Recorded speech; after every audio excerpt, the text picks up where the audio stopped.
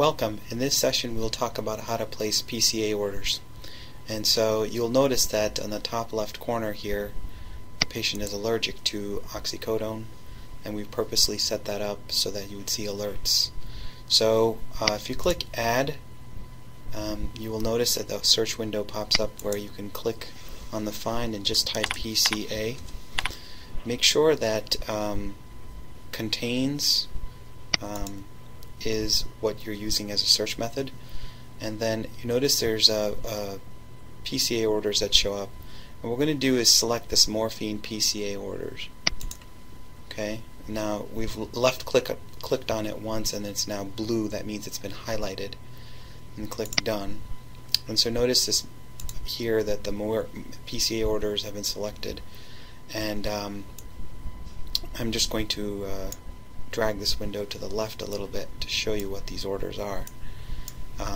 So this power plan, this order set for PCA loads, and there's several notify provider orders for patient safety and PCA assessments that the nurses will do that are pre-checked. And so you see there's two sections, IV solutions and medications. So the IV solutions are the continuous drip meds, and most of the time we're not interested in the continuous drip meds. We're interested in the PCA bolus where the patient presses the button, those meds. So that's found under the medication section here. And let's select, for instance, the morphine because that's what we're interested in. And then you notice that there's the other orders here that are pre-selected, the Narcan and the laxatives, and you can choose to unselect them or leave them selected.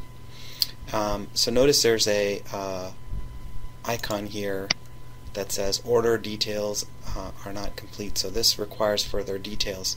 So the way to do that is you would right click and then you would click on Modify, and then when you click Modify, the Morphine PCA details window opens where you can define 1 milligram lockout interval of 10 minutes and for a limit of 30 milligrams. And just as reference here under order comments, you can see that these references are provided for us. And so once you're satisfied with this power plan, you can then click on Save as My Favorite, and instead of saving it as PCA, it's asking for the name, so I would call this Morphine PCA, then click OK. And here it might say you already have a plan listed of that type, and you could say yes. If not, it wouldn't give you that alert. And so this plan is now saved to your favorites, and all you do then is proceed on to sign the plan. On the bottom right corner you click on Orders for Signature, and then you will address certain alerts that would come. And so in this situation, an alert for oxycodone came saying they're allergic to oxycodone. If you see the reaction symptoms are only nausea, you might say patient tolerated med in past. Likewise, you could click on any of the other ones, like not clinically significant, not applicable, no alternative.